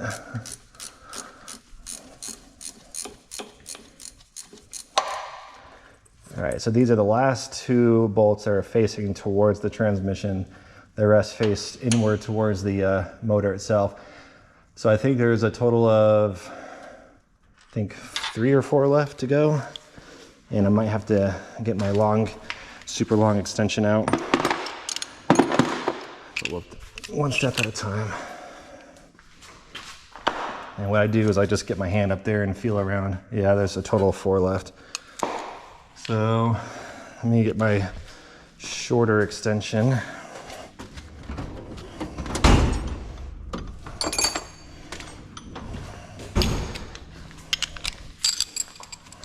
All right.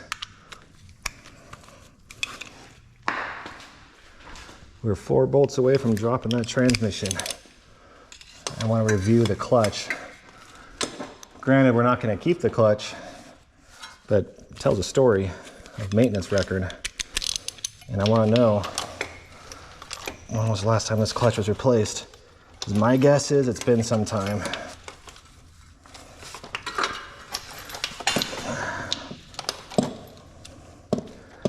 Almost got it there. There it goes.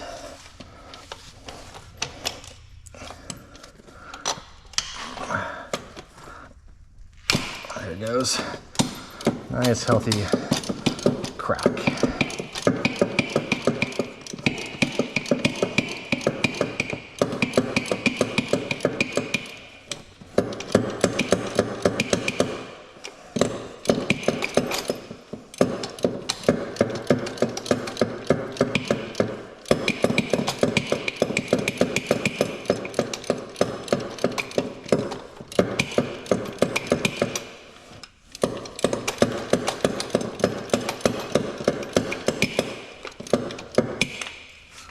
See if I can get the rest by hand, or if there's enough grime on there preventing that. Yeah, there's some grime on there.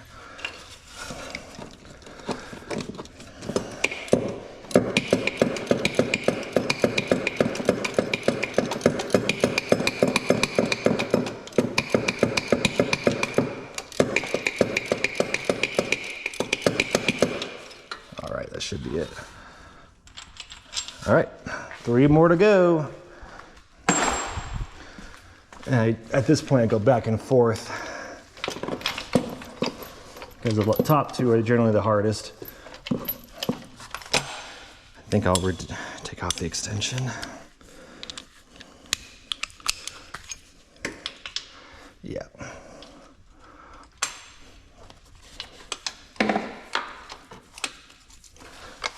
Let's see if I can get this out. There we go.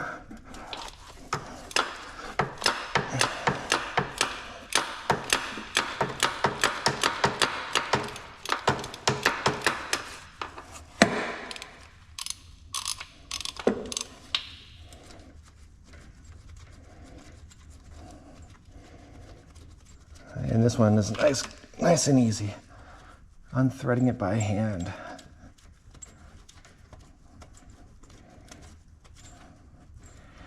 Take a look how dirty that transmission is though. Have to pressure wash it. Get some engine degreaser on it.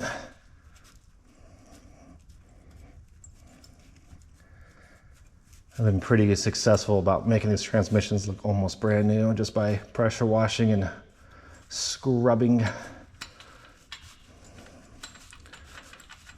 All right, 2 more to go. All right, so this one is different, these last bolts, because it makes it difficult when you got the transmission jack and got the cross member there in the way. So what I do is I go get my super long extension here. I might double up on it, we'll see. But if you notice, the common pattern here is I'm not using universal joints. I don't really like them.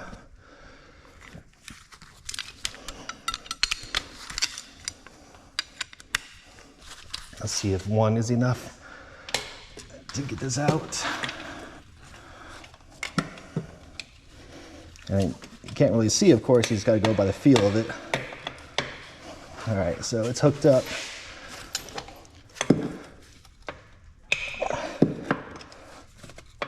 I might have to, there it goes.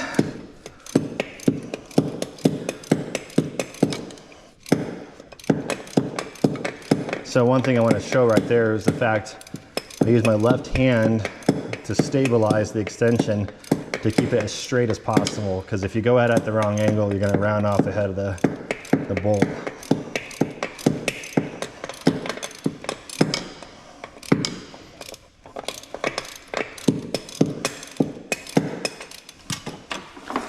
All right, let's see if I can just get it by hand now. Just about out.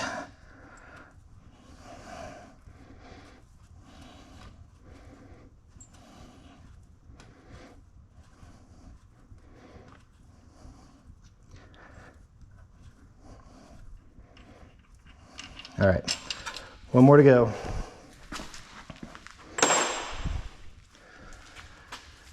Let's see the way I want to do this. Probably the same way.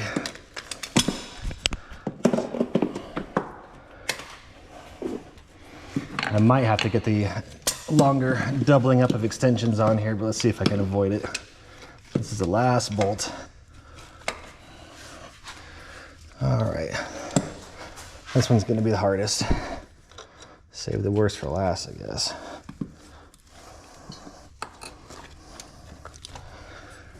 Let's see.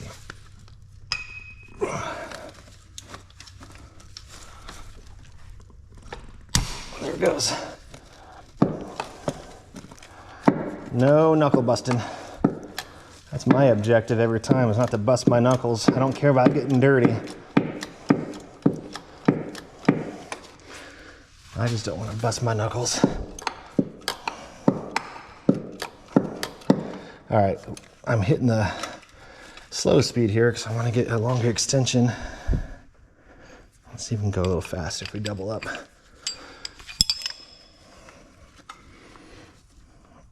me get my adapter off.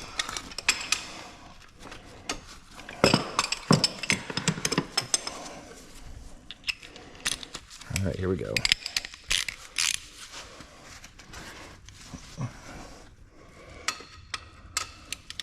There we go.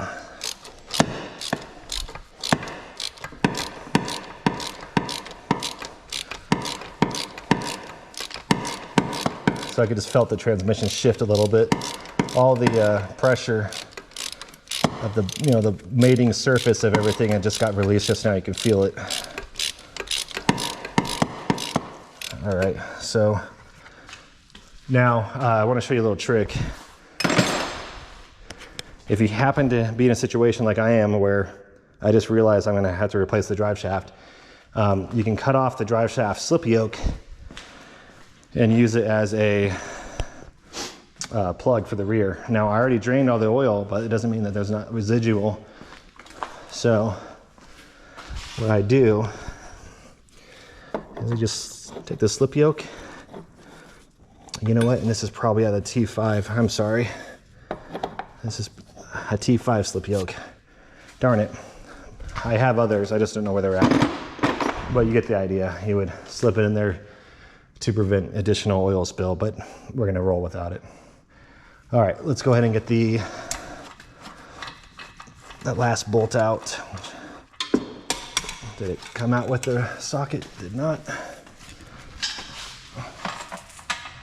All right, that's the last one. So let's get this transmission down. So nothing's holding it. Let's do a last inspection, which is you start from the bottom left corner, work your way hand all the way up there. Nothing, I don't feel any bolts. Nothing, okay. I'm also able to see, I don't know if you can, I can see a glimmer of light through the separation of the bell housing and the plates there. So what I like to do is get where I can use my muscles and just kind of rock it back and forth a little bit. Now this whole transmission jack allows you to adjust its angle for how it needs to be articulated up or down. The problem is I think I got it. No, that's right, okay. So, to let it come down there, so let's get it. There we go. All right, there it goes.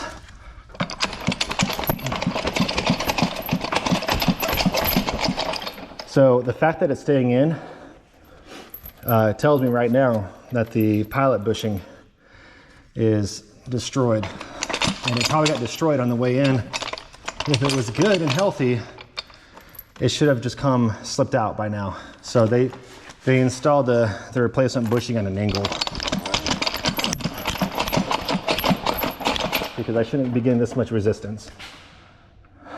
So it should just be popping out right now. Let's give it one more go here before I look at a different angle of attack.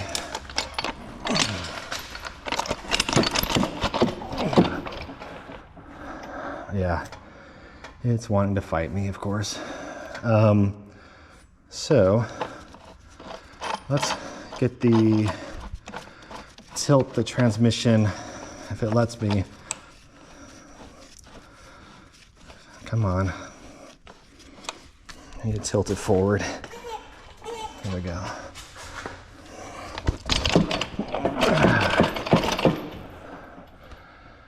All right, do you see that? I see ring gear from the flywheel. It's almost out. I have no idea why it's fighting me so hard, but here it goes. All right. So there it is. Got the bell housing separated at the clutch, obviously. And let's get it down and take a look. So what I do at this point, push the shifter forward and just go straight down. But before you go straight down, you got to make sure everything's disconnected, which I know I already did, but we'll go down slow. Make sure the shifter doesn't get caught. Nice and easy. All right, and visually inspecting, everything's clear out of the way. So, and you can see why I like using these straps. I mean, it's got a grip on it. It ain't going nowhere.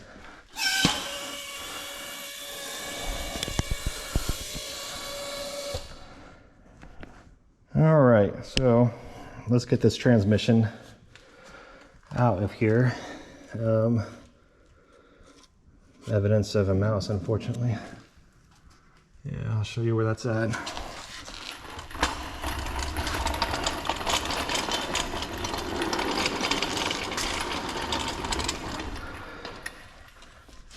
All right, so let's just look here first. Let me get my flashlight.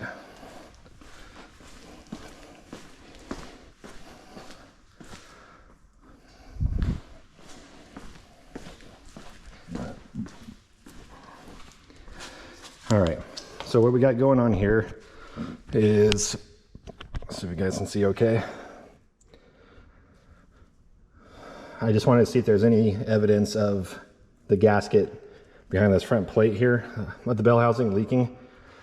And I don't see any evidence other than just a leaky rear seal that's just spread everywhere. And why you want to determine that is if there's an equal spread of oil, get the camera angle. If there's an equal spread of oil on a circular pattern like you see here, then you know at that point the rear main's leaking and the clutch and flywheel is flinging it outwards. If the gasket back there was leaking, you would have it just be in certain spots. But unfortunately, it's just everywhere.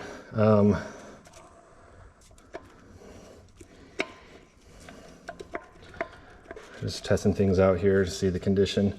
I mean, I'm not going to reuse any of this except for the fork, but the bearing is not OEM. It's just a cheap aftermarket, which is disappointing. That just is going to tell me they use this cheap clutch.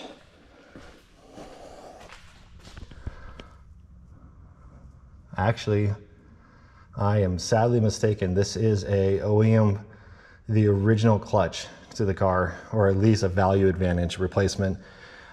Atsugi is the OEM provider. There's Nissan written right there. There's the part number. And actually the bushing is intact. So that's good. But if you look up there, I'm not sure if you can see. Let's see. Well, there's evidence of mice. And it's common. I've seen a lot of mice take home right there, take residence in the valley between the heads. So we'll have to pull the motor, of course, and review everything. And it looks like the power steering, as I mentioned earlier, is leaking. It's very, very common. And downpipe looks okay. Got to replace those broken studs. But let's call it done here for now and review what we have next to do. So as I mentioned earlier, you don't want this stuff hanging around, this wiring. It gets to the point where it's a tripping hazard, even if it's hanging, because you don't want to mistake it for something and pull down on it and snap it. So that's why we have zip ties. So I'm just gonna simply zip tie this to the fuel rails, or the fuel lines and the brake lines here. And the same thing for this guy, so that it's just simply out of the way. I might be able to actually just tuck this since I got the other one. There we go. All right, that's good enough. Cool, so we're ready to pull the motor after we disconnect the harness and any plumbing associated with cooling and intake. So, awesome. All right, well, at this point, guys, I'm gonna go ahead and call it a wrap for this tonight. I was hopeful to get the motor pulled, but I'm gonna go ahead and do that tomorrow because I did fight a little bit on getting everything down cleanly. So I hope you enjoyed it. Let me know your thoughts. Appreciate it.